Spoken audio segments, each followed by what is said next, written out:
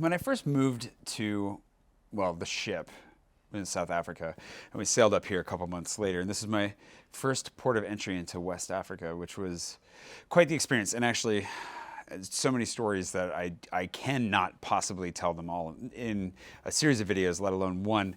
But one of the things that I really wanted to do when I came was unplug to some degree. I wanted to be here. I wanted to be present. And already early on, this is 2011, 2010, I just felt like I was a little bit too connected. And this is back when, I don't think MySpace was still around, but Facebook was, exploding, is growing so much. Instagram hadn't even been invented yet. I think it was about to be. It might have been about the time that Instagram came around. But I just wanted to disconnect. I wanted to unplug. I wanted to wander off of this ship and go explore and not be connected to anything. And so I got a phone that was not GSM capable. Like, I don't even remember what it was, but it was not compatible with global networks. And so it didn't work outside of the United States. And so it only worked on the ship with Wi-Fi. And I knew that going in, and I later regretted that decision. But for a while, it was a great decision. It definitely worked for me.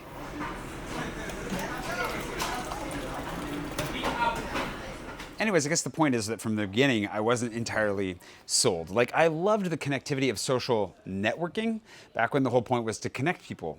You had groups and you had just ways of connecting so that you found people that liked the things that you liked and were meeting in a physical space. Like, you could arrange parties and get-togethers and actually see other human beings. And there's something really exciting about that a long time ago now. But as it became social media and switched from connecting people to consumption, I think my discomfort with it grew. And I recognize, like I've said, I recognize the irony of talking about this on a social media platform. YouTube is ultimately a social media platform, but I've kind of never seen it the same way because, like, I watch YouTube on my TV. I don't really watch it on my phone or anywhere else. And even though I get involved in my own comment section, and I don't as much as I used to, it's not a platform really for conversation in the same way that something like Facebook, Twitter, or even Instagram is. For me, it's a TV replacement. It's an intentional viewing decision that I make to consume media. So I'm just saying, like, I love YouTube. I obviously really love making videos and putting them out there and sharing them. I do see them as a different thing. We can debate that. You feel free to debate me on that one. Whew. Freetown, man. It's good to be back. Just getting to this place is crazy. I mean, it doesn't feel crazy to me anymore. It's funny, when I first came here, it was insane to me. And now, a decade later, it's just like, well, just a travel day. It's a plane from Paris to Brussels. You switch, you take another plane, of course, land in the new airport terminal, which looks amazing. The old airport terminal, rough. The new one, looking really good. Then you have to wait. Obviously, there's a lot of waiting involved in this process. You wait for the bus that takes you to the water taxi. Take the bus, of course, to the water taxi. Then wait for the water taxi. The sun sets as you wait because the sun sets so early this close to the equator. It's the one major drawback to living in this part of the world. The sun sets early around here, and there's going to be some limited entrance footage. But I'll show you soon.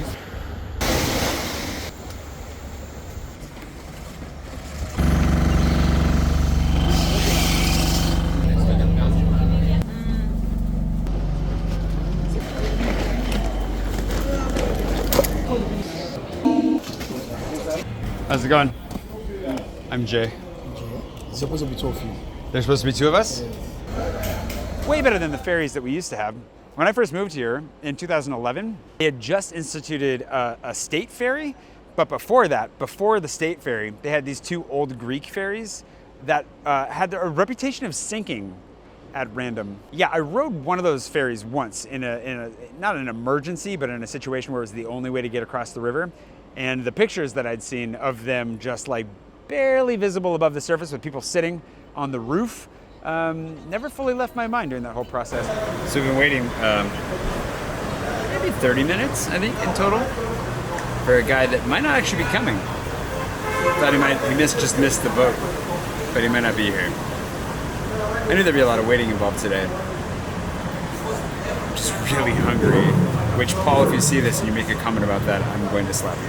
And in the past, you used to get off at the dock for that water ferry, and it would take you like 45 minutes to get back through town, even though you're only like about a kilometer away.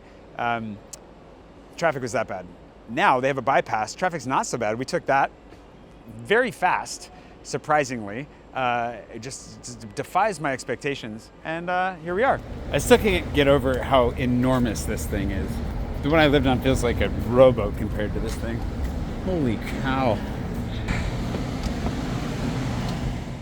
This is not the ship I used to live on, and this is not the berth that the ship I lived on was in, so I'm a little bit discombobulated because the view has changed entirely, both in height and angle, but it's good to be back. It's really good to be back. It hurts my brain a little bit to look out on all this. I have a lot to process still. Looking out at the city, this was my first port of entry into West Africa, and it was a doozy. Like, there are a lot of experiences here, lots of firsts, but also just a very intense time. And I'm realizing now I still haven't fully processed all of it because that 10-month period had a good 10 years of experience crammed within it. And yeah, how do you process all that? I don't know, but maybe the start is by just being here, and it's just really nice to be back. It's so cool to be here. I'm so grateful. Ah, there he is. How are you? Hey, Made it. I made it alive and well. Oh, yeah. Good. You're still in the system. In the of system. nurses? I'm still in the system. Yes. What's behind this badge? That's Oh, your key. that's my key. Got it. That's so funny for anybody that wondered what I looked like with hair and an overabundance Big of luggage. optimism.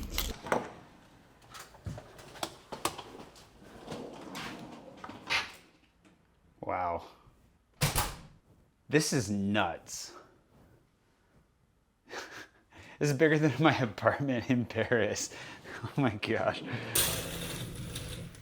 Whoa. We did not have a view of the city like this when I lived here. Yeah, there's been a lot of that, like, when I was first in Freetown kind of comments that have gone on, which is pretty funny. It's pretty amazing, though, to get this high up and have a view like this. When I first moved here, like, I was so completely overwhelmed.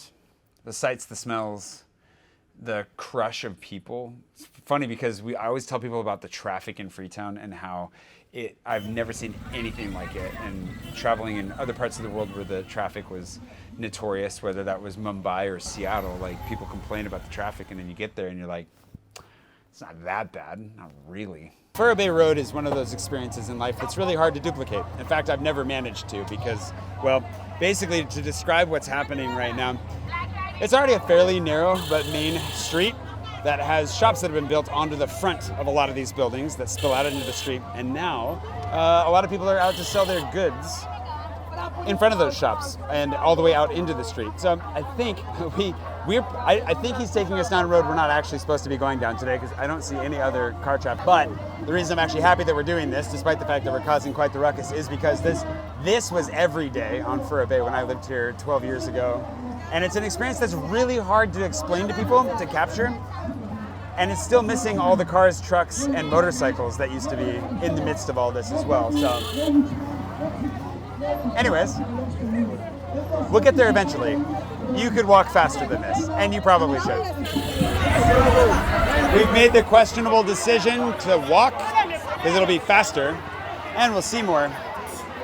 This is what I came for. This place for me was always the high watermark, remains that. But the funny thing is, coming back here, the traffic, they built this road up here that you can kind of see cutting through the hill. Cuts so much time. It was so fast. And now, in walking through the city yesterday, it just doesn't feel like there's any traffic at all. It's not entirely true. I mean, there's still traffic, but you know. But it's always the people that make the experience, right? Call me old-fashioned, but you know, I could follow what's going on this ship and in so many people's lives online.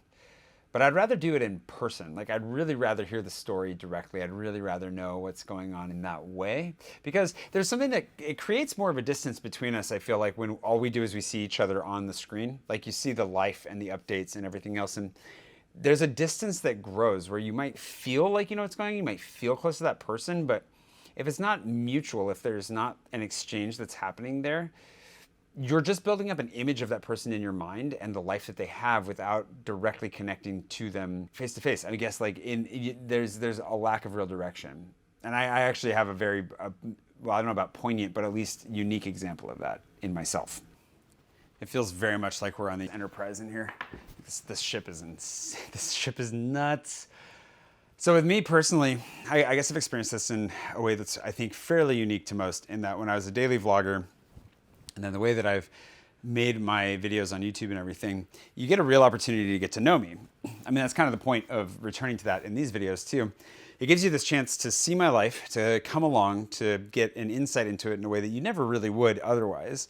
See some of my friends, places I've been, know a little bit about where I'm going, what my hopes are, what my dreams are.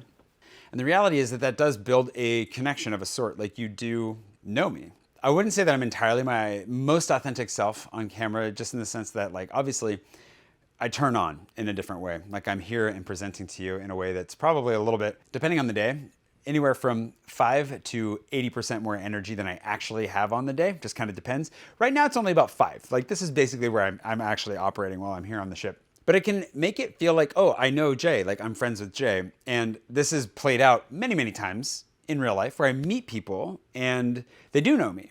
I've never met them before in my entire life, but we run into each other in Paris and they stop me and they say, hey, I appreciate what you've been doing. We have a chat. They know so many things about my life and I know nothing about them. And that's fine. That's what I signed up for. No complaints there. Most of those people, 95% of them, are lovely and they're wonderful conversations. And I'm very happy to meet you. But the reality is that if that person, let's say the 5% of people who expect that relationship then to be mutual, they think that I also somehow am their friend, that I know about them, even though they know I don't. Like, even though they know that that's not even possible, there's like an emotional attachment there that normally is only associated with people that actually do know you and know about you and care about you and have a history with you. Because I don't, this person may have a history with me, but I don't share in that history in the same way. It's very unilateral. It creates a very strange dynamic sometimes because I've had some very odd experiences, which we can get into another time, I suppose. And while I don't hold that against those people, I do see that as the danger of living our lives through something like social media instead of having an actual conversation with the people that we know in our own lives. Like, forget about influencers and online personalities, celebrities, whatever. I think it's starting to happen more and more with the people that we actually supposedly know. My lens keeps fogging up because air conditioning and inside and filming outside don't go well together.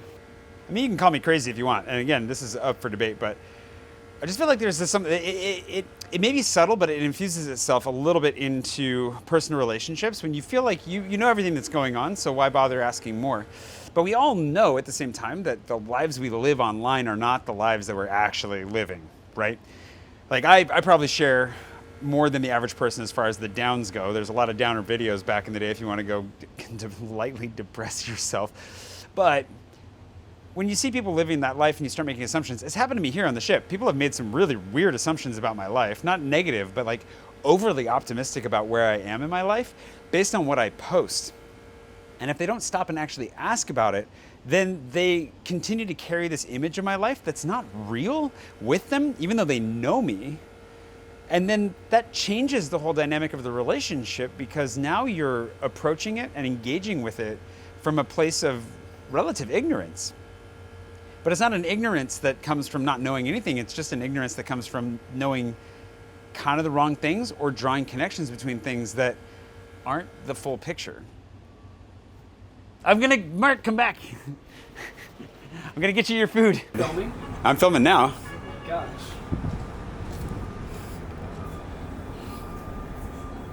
How long have you been on the ship? A week? Oh my gosh. And this is the first time outside. First time outside since I've been on this ship. Well, welcome to the outdoors. Yeah, thank you. Yeah. It's muggy out here. It is muggy out here.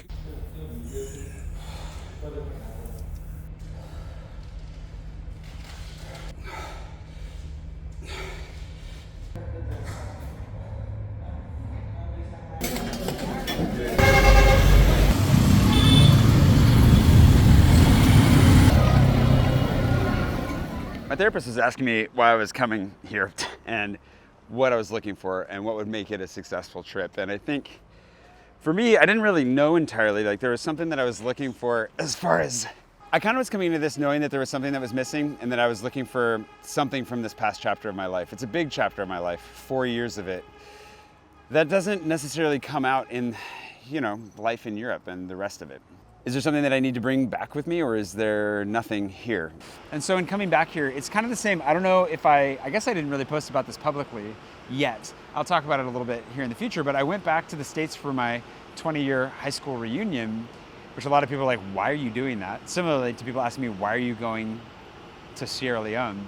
And the answer is because I've spent most of my life running from my past, trying to recreate who I am, make myself into someone that I want to be.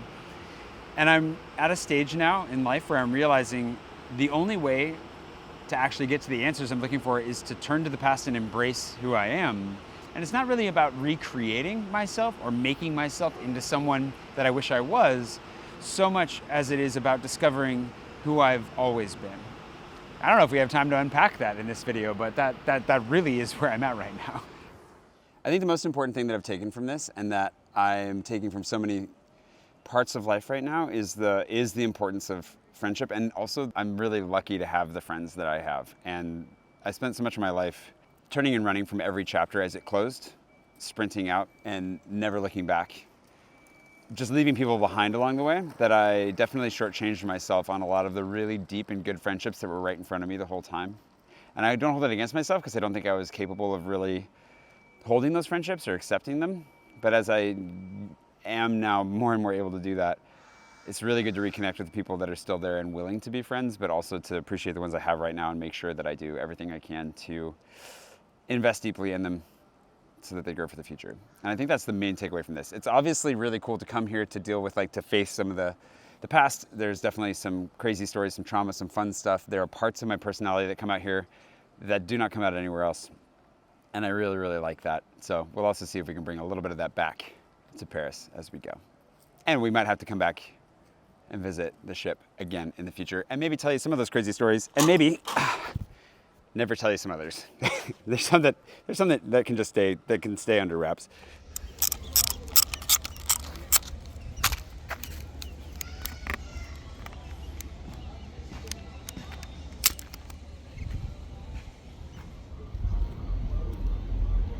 Just in time to get him pooping.